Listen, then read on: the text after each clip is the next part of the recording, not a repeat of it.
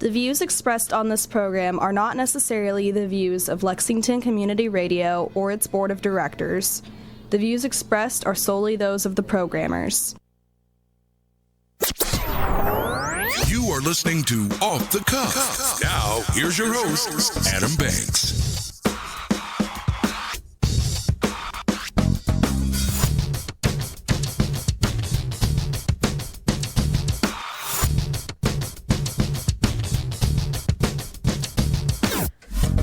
Welcome, everybody, to Off the Cuff. I am Adam Banks, coming at you live from Lexington, Kentucky. Thank you for listening to the show, and thank you for tuning in to WLXU 93.9 FM. In addition to listening to us on the radio, you can check out our Facebook live stream at Off the Cuff with Adam Banks, or you can download the Radio Lex app on your smartphone device to listen to us anywhere in the entire world. You can also stream the show live on the website at radiolex.us.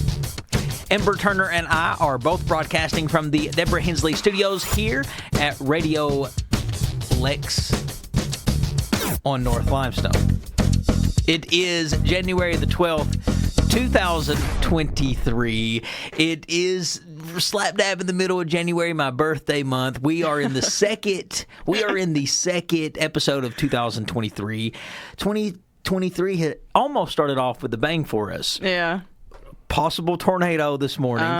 Everything was fine, though. Woo. Did you freak out? You absolutely. I was talking to you. You know I freaked out. Well, the first thing that I did was when I was contacted and told that there was going to be a tornado, I went downstairs and made a big pot of coffee. Yes. Because I said, I am not going to have my power go off and not have any coffee. And be decaffeinated. But thank God there was, I know that some places, I know in Richmond, I know in Bourbon County, there were some places that got some damage. I think Bull County has been the last that they've put up. I'm surprised that we didn't, but thank God that we both made it out alive. But I'm very sorry to the ones that had the damage and had to deal with the storm. But it is January the 12th, ladies and gentlemen. We are in January. How's your 2023 been so far? You know, it's a going. How's yours? It's a going. I have been playing my NES Nintendo. Did I tell you that? Wait, you got an NES? I have a original NES Nintendo. Like original? Original 1985, I think it was created. Now, I know that I got this for like my third birthday. My sister and I. Gift. Yeah, we got it to share. And we had it for years, and I was home for Christmas the other day, and my dad said, hey, I found this box, and it's got your old NES in it, and it's got all of your games. Yeah. So I've been playing it like crazy. What kind of games you got? Oh, gosh. Bayou Billy. No. The Legend of Cage, Zelda. Do you got the shooting, the duck game? Yes, I've got the classic Mario games and all of that. But it made me start thinking, how much can something like this be worth today? It's 2023. That came out 40 years ago in the 80s. How much is it worth today? So I got online. You can sell your Nintendo upwards of $700-800. Oh, I'd be surprised if it wouldn't even be more. People will buy your games sometimes for $200-300. Oh yeah, absolutely. And but a lot of people hang on to that stuff because of nostalgia, sentimental reasons. But if you don't have a sentimental attachment to it, get rid of it. Why not? Yeah, make a little money. And it made me start thinking, Amber, of other things that are worth a lot of money that you may have in your house that you didn't even realize was a lot of money. Ooh. Yeah, so obviously we're older now. Yeah. I'll be 35 here in a couple of weeks. So there's a lot of things that I used to have that are now considered vintage. Yeah. Vintage. Retro. Toy lunch boxes, Yep. action figures. And it made me start thinking, maybe some of the things I had when I was a kid is worth a lot of money. Mm-hmm. So, Amber, I started doing some research. Okay. And I found some rare items that are now worth a lot of money. Now, keep in mind, if you hear one of these things that I list off, go grab it and put it on eBay because you could be making a lot of money. Amber, if you have a vintage 1959 Barbie, that is the first ever Barbie that was created, you will get a whopping $23,000 for her. Whoa. $23,000. Now, that's got to be the original Barbie. Now, do you remember what the original Barbie looked like? Have you ever seen her? Not the original, no. I think just the updated. She's blonde, obviously, and she's wearing a black and white swimsuit, has high heels. Okay. Very plain Jane, $23,000 just because of it being the first Barbie. If you have the book Where the Wild Things Are, the first edition, it sold on eBay for $25,000. Oh, my goodness. Now, the first edition. Yeah. Check your other books, too. Yeah. A lot of books, maybe that at one point in time were not worth so much, maybe today. Or if they're out of print, or the first editions. Ooh, the first editions. That's the big deal when they're out of print and they're no longer being printed. If you can get a hold of a book that's no longer being printed, wow, that's good money. And those first editions. Oh. Star Wars action figures. Okay. 1978, the Luke Skywalker. If you had that particular one, that one last went on eBay for $25,000. Gosh. If you have an old Atari laying around, and I have seen old Ataris. I've played an Atari. Yeah. So I know there are some of you guys out there that have an Atari. The Atari was created back in 1977. That was what your parents played video games on. And it is notably known as being the worst game console ever created. Oh, gosh. But if you have a particular game, not the Atari itself, but if you have this particular game, you could be $33,000 richer. The game is called Air Raid. Oh. If you had the original Air Raid game in your collection, that could go on eBay for $33,000. Wow. Pokemon cards. Oh, there we go. If you have Pikachu, you could sell it on eBay for $100,000. Aye. The Pikachu card. Pikachu's the main one, right? Yeah, sure. It's been out since 1966, but the Pokemon trading cards became a success when they started doing this. Yeah. People started trading those like baseball cards. Oh, I know it. I never was into it, but if you have a Pikachu card, it's worth $100,000. Tom, come home and check our collection. Hot Wheels. If you have some Hot Wheels, some of your Hot Wheels could be worth a lot of money. One particular Hot Wheel will make you $125,000. That is the 1969 Volkswagen Beach Bomb. Ooh. So look in your Hot Wheels. If you find a 1969 Volkswagen Beach Bomb, you could sell it for $125,000. That's what it sold at an auction back in 2011. It says here that the Hot Wheels created the toy for only $2 each. And there was only one of these made, so you probably won't see it. I'm sure somebody's already got that one. Somebody's already got it. If you have the original Monopoly board, you could be $146,000 richer. And I'm talking about the original Monopoly board, the handwritten board drawn by Charles Darrow, the guy who invented the game. Yeah. If you had that, you could be worth over $100,000 by tomorrow. Gosh. Just putting it on eBay. Yeah. The original Monopoly. Oh, my word. Think about how many renditions of Monopoly, just the game, there's been. Oh, my gosh. I think we've even started making, like, city-specific ones now. Oh, my gosh. Google the original Monopoly board. It's very simple. Very simple. And what I love about Monopoly is it seems like it would be complicated looking at it, but it is one of the most simple games to play. It absolutely is. If you have a G.I. Joe action figure, I'm talking the original prototype G.I. Joe action figure, it sold at an auction for $200,000. Gosh, oh. Now, the original G.I. Joe action figure, and it's crazy. Think about how many kids used to have that. And probably didn't care about them, threw them away, just tossed them, cut their heads off. Put them in a yard sale. It's amazing. Sometimes you never know how much things will be. And sometimes people will hang on to things like that for the mere fact that it one day could be worth a lot of money. Like eventually this is going to be worth a lot of money. Baseball cards, we know, sometimes they're not worth a hill of beans. But if you have this particular baseball card, Honus Wagner, it sold on eBay for $2.8 million. Who would buy a baseball card for $2.8 million? Whoa, somebody with a lot of money. It says here that if you're lucky enough to find an original Honus Wagner baseball card in your collection, you would be a multi-millionaire if you sold it. It's considered to be the holy grail of baseball cards. An original Honus Wagner card sold at an auction in 2007 for $2.8 million and is the second most valuable toy from anybody's childhood, pretty much. Wow. Because the first most valuable toy from your childhood, and this is the most bang that you can get for your buck. So if you had this, ladies and gentlemen, get ready, because here she comes. If you have any of the original Action Comics from the comic book collections that introduces Superman, it's called Action Comics 1. Ooh. That's what it's called, Action Comics 1. It's the comic book that introduced Superman for the first time. It sold at an auction for $3.2 million. Wow. So if you have that one, you're rich. Congratulations. And then also there's a few other things that surprised me. The Disney VHS tapes, they say, can be worth a lot of money. A lot of money. I used to have a ton of those. They said the most valuable Disney VHS tape is Beauty and the Beast. Oh, that's a good one, too. And I used to have that. What better one to be the best? Right.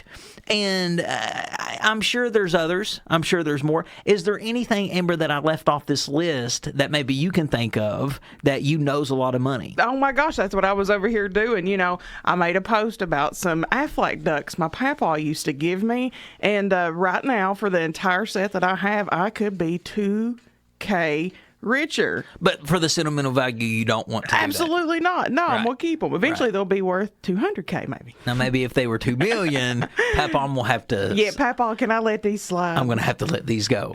All right, ladies and gentlemen, stick with us. We still have lots more Off the Cuff with Adam Banks coming at you live after these words. Welcome back, ladies and gentlemen, to Off the Cuff.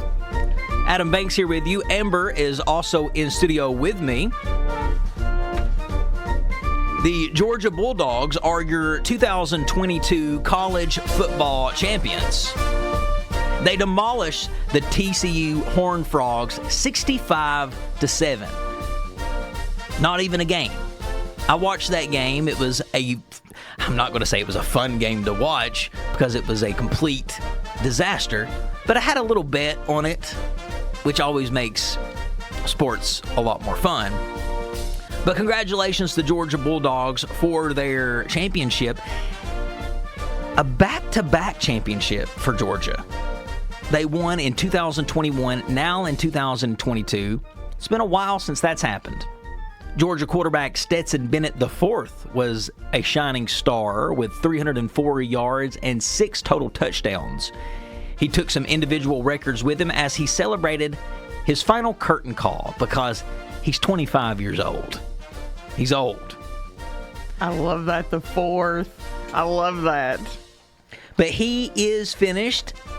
Who knows what his career will look like in the NFL. But Georgia football, it looks like there is a new king of the hill. It looks like there is a new dynasty upon us. Alabama who? Georgia Bulldogs are the new team of college football, dominant. 2 back-to-back championships. They are clearly the most dominant in the SEC. And it just proves that the SEC is the most dominant conference in sports, especially in football. Don't you love the Georgia football fight song?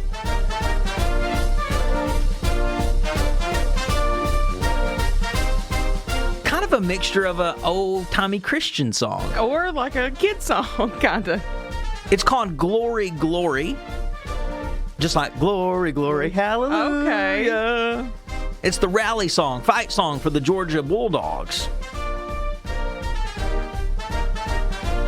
They played this a lot during the game. Amber, the college football fight song has existed for more than a century. Every college athletics has one, so it's no wonder that a school's signature sound always rouses the crowd during a game. And here's an example of one. The Georgia football fight song, Glory, Glory. Now, obviously, we know that there's more fight songs than just Georgia. A lot of colleges have them. And Amber, I would like to talk to you and the audience about the best college fight songs in sports. Okay. So we'll start with Georgia with Glory, Glory. What about this one?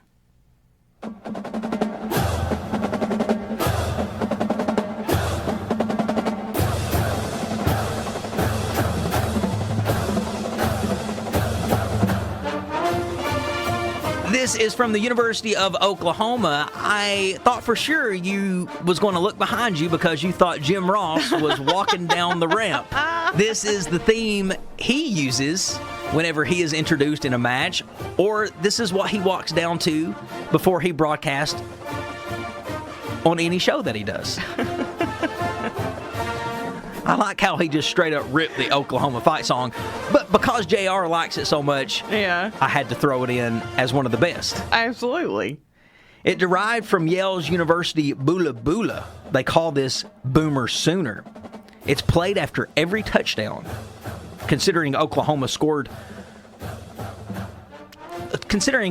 always scores touchdowns, you hear this song a lot.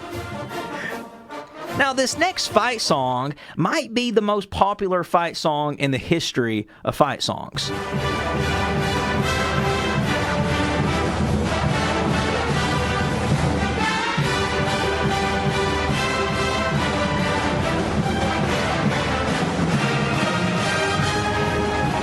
It is Rocky Top. And what is so amazing about this song is that it has the ability to appeal to masses. And it's evident because not only has it appealed to people in the world of sports, but it is the only fight song to claim a spot on the Country Top 100 charts. It peaked at number 17 by artist Lynn Anderson. She released it in the 1970s, and it became a country hit, the Tennessee fight song, Rocky Top.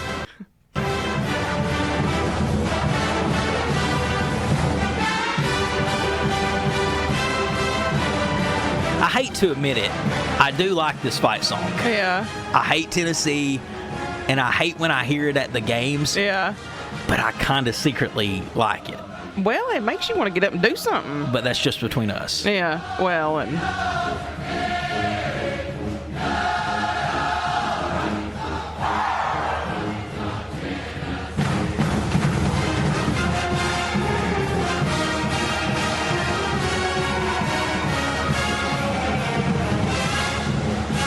All right, enough of Rocky Top. Can only do so much Rocky Top. You said it makes you want to get up and do what? makes you want to get up and do something. Play some football? Well, This next song that I'm going to play is one of the best college fight songs in sports. Is from the University of Michigan. They call this The Victors.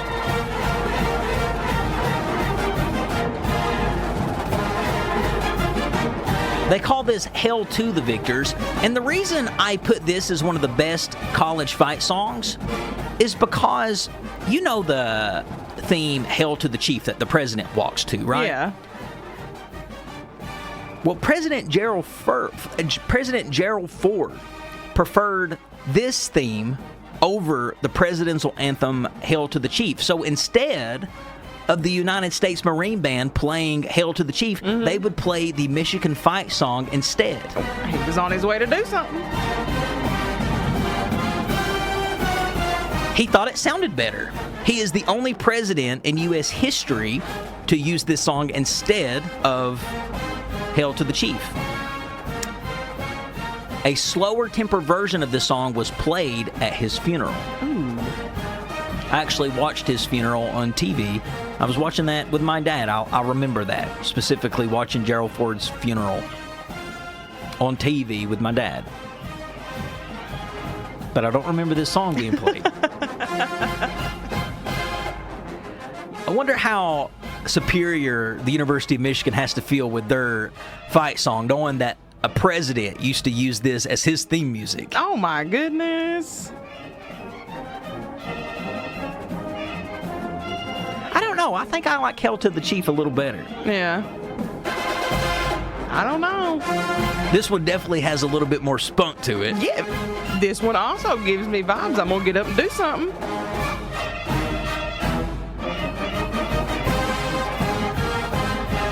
this next one, Amber, that I'm going to put on the list as one of the best college fight songs of all time is going to come from the University of Wisconsin. Okay. And the reason I'm going to put this one on the list is because I was listening to it and I said, this sounds really, really, really familiar. Yeah. And the reason it sounded familiar is because our high school, Knott County Central High School, completely ripped the theme from Wisconsin. When you listen to it, tell me if you recall this theme.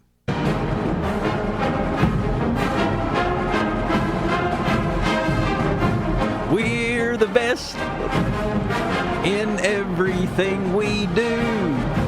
We will beat them and defeat them anytime we try. Right? Not Central High.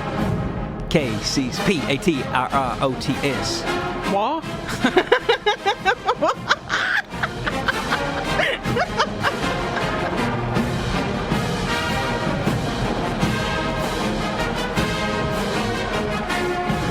Here's a big plot twist for this song. It was originally called Minnesota, Minnesota. Minnesota, Minnesota. With composer William D. Purdy planning to enter it in a competition to be the first fight song of the state's flagship. But his roommate, Carl Beck, a former Wisconsin student, was able to get Purdy to instead let the song be used for the University of Wisconsin, with Beck just rewriting the lyrics, putting Wisconsin in place of Minnesota. But our high school uses this. Yeah. When you hear our band play Knott Central's theme music, this is what they play. I'm just over here trying to figure out how you even knew the words to our song. I just remember it. Yeah. I just remember people singing it. Yeah. You don't... I didn't sit in that section, I don't think. It was not like I was Mr. School Spirit. I always liked Morehead States. Yeah. Well, you went there.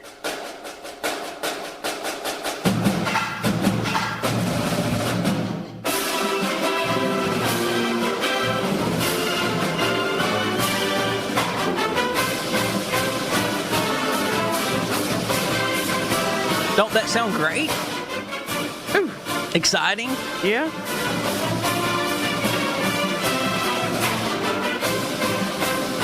Now, for all of you guys wondering, where's Kentucky? Ain't Kentucky one of the greatest of all time? Okay, don't worry, I didn't leave y'all out.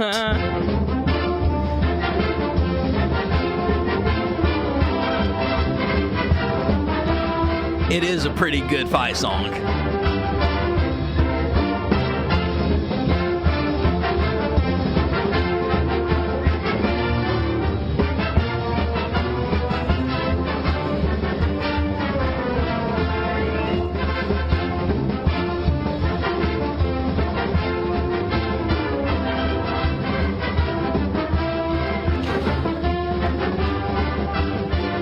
Most college fight songs were created due to competitions. They were competitions that were sent out for the students to send in a version of what they thought the fight song should be, and the university and a committee would usually pick the best one. Well, we know another group of people that did that too. Who? Saved by the Bell, the school song. That's exactly probably where they got the idea. But you gotta love a good college fight song. It really pumps you up. It really puts you there in the atmosphere of college sports, college athletics, whether it be on the football field, basketball, the floor. It doesn't matter. A college song will get your juices flowing. I agree. When you're there, you hear the band, it makes you excited, and it makes you want to root on your team. But that, ladies and gentlemen, is the best college fight songs throughout time, and that, of course, is in my opinion. But ladies and gentlemen, stick with us. We will be right back. We have lots more Off the Cuff with Adam Banks after these words.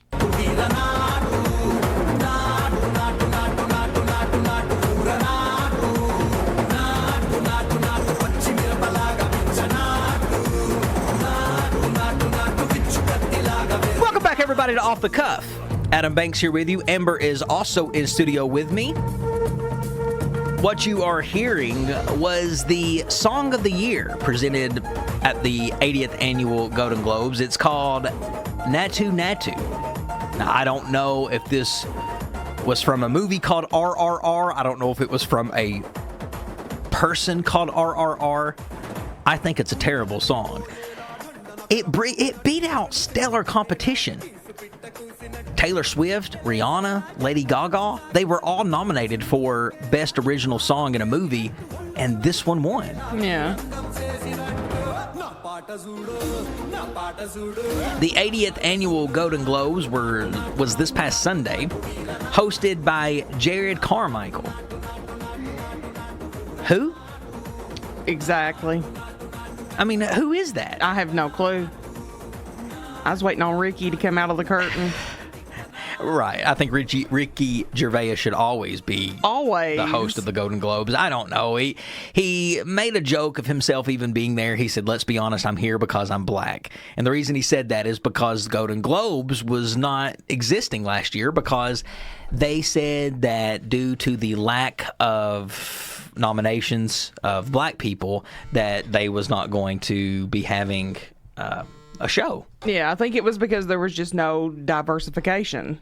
So they returned this year. They have a black host, and his name was Gerard Carmichael. Apparently, he was a comedian. Yeah. But it's bad that they're getting comedians that nobody's heard of.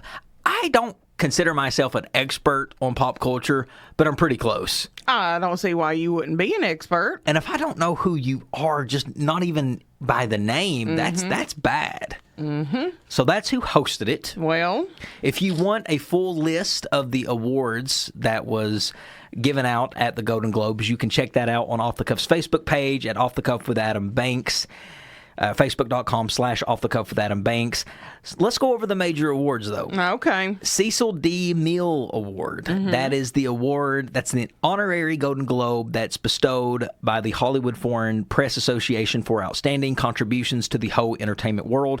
It went this year to Eddie Murphy. Yes. The comedy legend. Yes. What's your favorite Eddie Murphy movie? Oh, you already know, The Nutty Professor. That has to be hands down one of the funniest movies of all time. Ever created. My dad, I'll never forget when he watched that movie.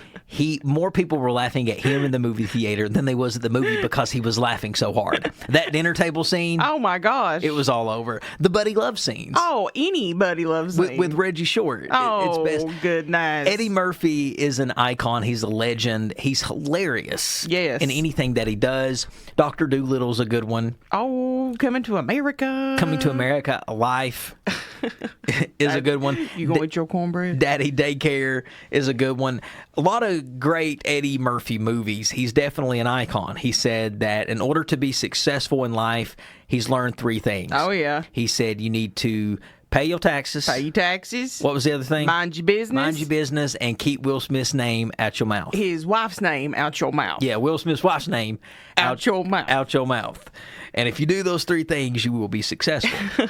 There's also an honorary award given out at the Golden Globes. It's called the Carol Burnett Award, and it is essentially the same award as the Cecil DeMille Award, but it's for television. Okay. Because Golden Globe does movies and television. Well, this year, the recipient was Ryan Murphy. Oh, Ryan Murphy was very well deserving. He's had a big year. He made Off the Cuff's 10 Most Fascinating People of 2022, and now he's also getting the Carol Burnett Award at the Golden Globes. And what better award to get than the Carol Burnett Award? Yes. The contributions of Ryan Murphy, I don't want to spend a lot of time on that because we've talked about it already. He is one of the most prolific producers of our time. The content that he is putting out, the Jeffrey Dahmer, Watcher, The Walking Dead. Oh, right. He's not Walking Dead. Not Walking Dead. He's not Walking what Dead. What else? American Horror Story. That's what I was thinking of. Walking Dead sucks. American Horror Story. Yes. There's so many Ryan Murphy movies and projects, TV projects that he's done that is iconic. Beautiful Mind, I think, sums him up pretty good. So he received the Carol Burnett Award at the Golden Globes. All right, so some other awards given out for the night. In television, the best performance by an actor in a comedy went to Jeremy Allen White for The Bear. That is Lip. from Shameless. Yes. I thought Yes. his career was over Absolutely. after Shameless. You thought absolutely incorrectly, Mr. Banks. I did. I stand corrected. Yes, you do. Because he had a big night. Good for him. Hey, and it's actually a good show. So You've watched it? we have watched some of it. We've started it. Okay. Yeah, so I think it was well deserved. Best performance by an actor in a television series drama went to Kevin Costner for Yellowstone. Yellowstone is a great show. Kevin Costner is a great actor. I am very disappointed that out of all of the years that the Golden Globes has been in existence, I have had respect for them because they usually give awards out to shows that aren't popular. It's just solely based on the work. And I feel like Yellowstone took home an award because of its popularity. Absolutely. I don't know if it's an award-winning show. Popular? Yes. Good, entertaining, outstanding? Yes. Kevin Costner? Outstanding. Best actor in a TV drama? No. Not when you're up against Bob Odenkirk from Better Call Saul. Exactly. But Kevin Costner won. The best performance by an actress in a television series went to Zendaya for Euphoria. Am I missing something here? We talked about this. I still ain't watched it since the last time we talked about it, and I probably won't watch it before we talk about it again. I'm talking about Zendaya. Am I missing something? Oh, I think it's honestly just the show, the attraction of the show. I don't know. I don't get it. Best performance by an actor in a limited series or motion picture went to the deserving Evan Peters for his portrayal as Jeffrey Dahmer in the Jeffrey Dahmer story. Best television drama went to House of the Dragon. Well, I don't know about that one either. And not to Better Call Saul. How can a show that is literally a master class on everything, editing, cinematography, acting, don't get the best show? I don't get it.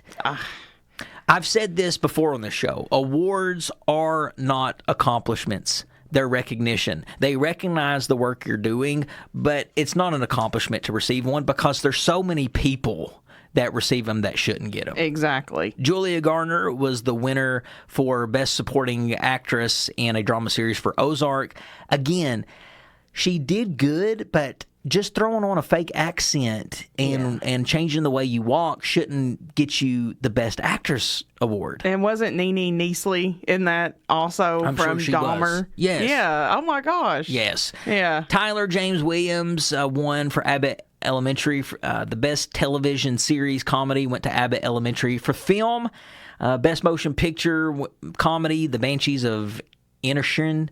Best Motion Picture Drama, The Fabelmans. Best Actor in a Motion Picture Comedy, Colin Farrell. Best Actor in a Motion Picture Drama, Austin Butler in Elvis. There you go. Dude, his voice, Yeah. I don't know if you heard his speech. Yeah. He sounds just like Elvis Presley. He said that he's talked like that for 3 years. And he says he has done that because he talked like that for 3 years trying to prepare for that role. Yep. And it's because it's become a part of his fiber. It's become a part of his DNA.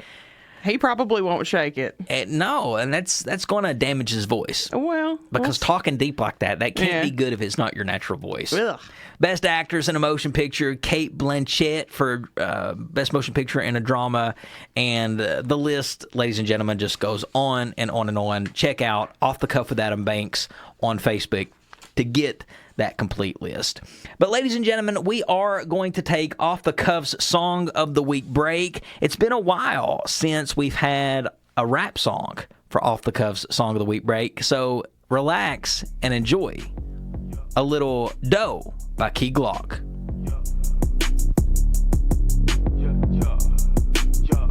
Hey, I'm running to the money. You know how I'm coming. Money to some. Anytime you can jam and dance to a rap song, it's a good time.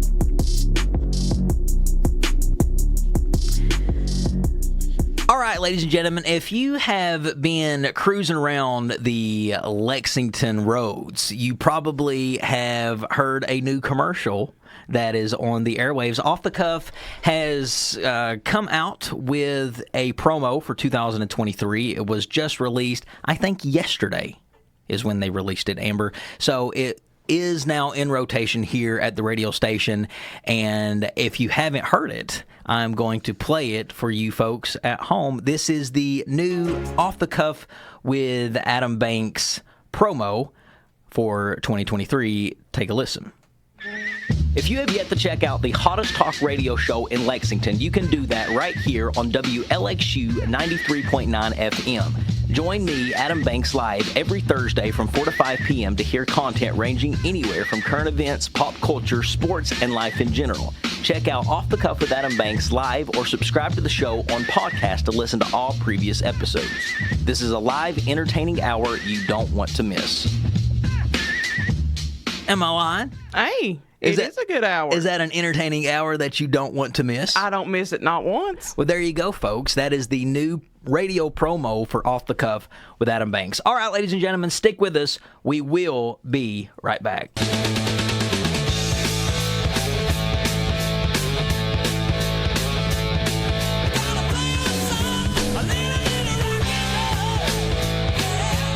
Welcome back, everybody, to Off the Cuff. Adam Banks here with you. Amber is also in studio with me. Last segment of the hour. Things just keep getting worse and worse for Kentucky basketball. The last time we talked about the Cats, I said that the game between Alabama is going to really determine what kind of season we're going to have. It's going to let us know if we're any good or not. Well, we lost that game.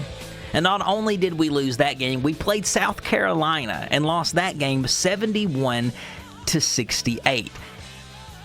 South Carolina is the worst team in the conference.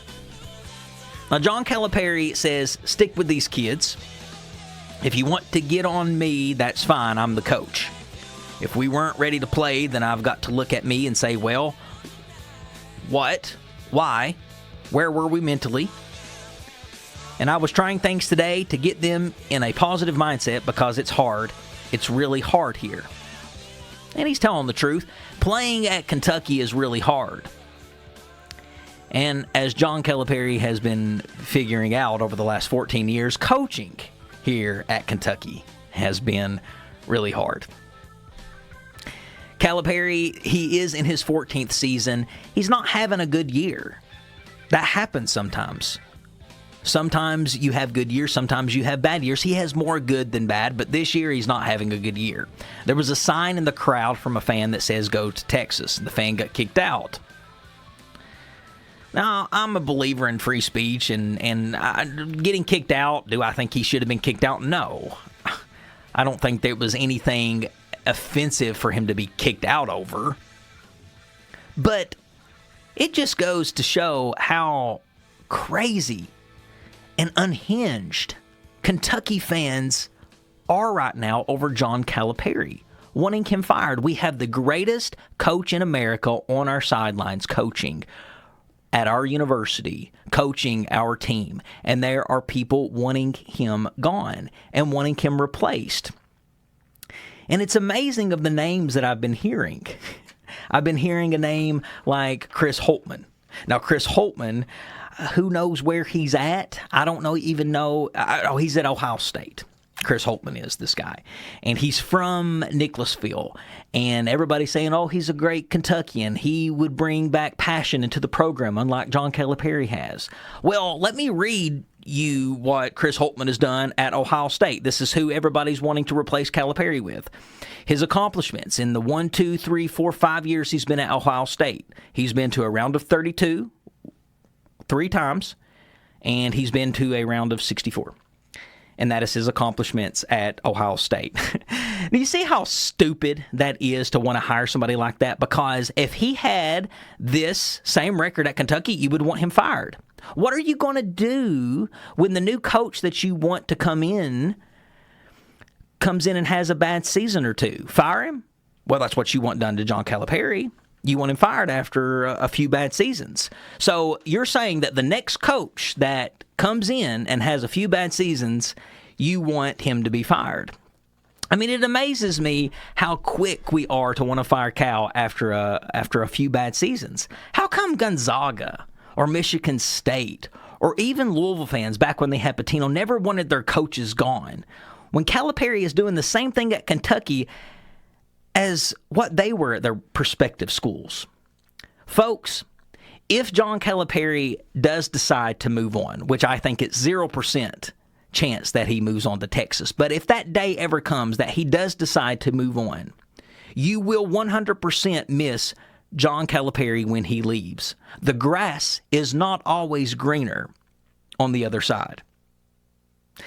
He is good for this job, not just because of basketball coaching. He is good in this position because of everything else this position requires. He is the governor, the mayor. He is everything of this state. He is the ambassador that this state needs. So people ask, well, who would replace John Calipari? That's a good question. I don't know. Let's say John Calipari does leave, though. Let's say that he does say, I'm done. I'm going to say, you know what, fans, you want me gone? Here you go. I'm gone. Who should we get? Well, if I was the athletic director of Kentucky, I would make 3 phone calls. My first phone call would be to Billy Donovan. He is the coach of the Chicago Bulls. Now, whether or not he would come coach Kentucky, very unlikely. So I would probably have to make a second phone call. That second phone call would be to the UCLA head coach, Mick Cronin. Cronin would come, but if he didn't come, I would probably then hire Jay Wright. Now, if Jay Wright didn't come, then we're in trouble, and I'd probably, off of panic mode, hire Rick Pitino, because I know Rick Pitino would come, and it would be a great homecoming. I mean, imagine it would be the best homecoming in sports history. Pitino finally comes back and coaches Kentucky after all of those years. Imagine if he came back and we won his first year back. That would be insanity. And even when you were little, just small, Amber, you remember your family always talking about Pitino, how they loved him. Oh, everybody loved Rick Pitino. He was the jewel of this state at one point in time. And I do think that it could happen. I do think that Calipari, or that Rick Pitino could come and have success here. But that wouldn't be my first, second, or third call. But I do think that the fans have really become unhinged, and them wanting Calipari fired after having a few bad seasons is silly, because when we do hire somebody, they're going to have a few bad seasons. And what do you want to happen? Do you want him fired? So are we just going to keep just hiring and firing, hiring and firing, hiring and firing? Because you're never going to have a coach that comes in and never has a bad season. Never has a bad season. I don't know what else that the fans want. Is it just human nature? Is it just because you want something new? Is it because, I don't know, KSR wants you to think that way? I talked a little bit last week about the KSR cult and of how their opinions are spread like wildfire. If Matt Jones says something, 1 million people all of a sudden want to start following him. I mean, and I get why they're still harping on it. It's good radio. So they'll harp on this the entire basketball season. It's good radio to talk about who could replace Calipari in the hot seat, the program not being what they used to be. I understand radio. I'm in the industry. It makes for good conversation. So that's why he's doing it. But, folks, don't let Matt play you like a fiddle. And because here's the thing. All these fans that want Calipari gone, Matt don't. Matt don't want him gone. But if you listen to Matt, it would sound like that he does want him gone, but he'll say all these bad things about on how bad shape we're in, but then at the end of it, he'll say, well, we can't get rid of him, or I don't want him gone. Well, pick a side. You don't want him gone, but you say all these bad things every day, and the influence that you got over the state, having 10 hours of radio time every week, is really putting back negative vibes into the fan base, making us put signs up in the stadium like fire Calipari or leave for Texas. Like it's 1998 WWF. That's what it reminded me of. That's why I appreciated the sign. Not because of what it said. I didn't get mad over that. I just think that kicking him out was silly. Yeah. But the content that was on the sign, it just blows my mind that people actually actually want him gone, Amber. Nah, I don't understand how this hiring and firing process works for coaches. I feel like, if you're at a job, the only person that can fire you is, the person that's above you. And usually it's because of your performance, but how you interact with people. And all these people ain't played a ball game in how many years? 20, 30 years? And you all are out here hollering we need to fire him. Are the players saying that? Because they're the ones who actually know him. Right. That actually work with him. Are any of those players saying that? Right. Then why does he need to be gone? And then when you ask, well, who do you want? Any name that you throw at me, I can tell you 10 reasons why you would be mad at this person if he came to Kentucky. Because if you look at that person's record, there's always a 2 or 3 streak where they're doing bad. Uh-oh. What's going to happen if they get in that 2 or 3 bad streak at Kentucky? You want to fire them again? Probably. It blows my mind. But we have a long season. Is Kentucky going to make the tournament this year? No. We're just going to have to suck it up and move on and wait till next year. Next year, Calipari's got an extremely good class coming in next year. Yeah. Now, I know people are sick of hearing that and people want results now. But sometimes, folks, you have bad years like we're in this year. We're just going to have to take it. What's that saying? Good things come to those who wait. Absolutely.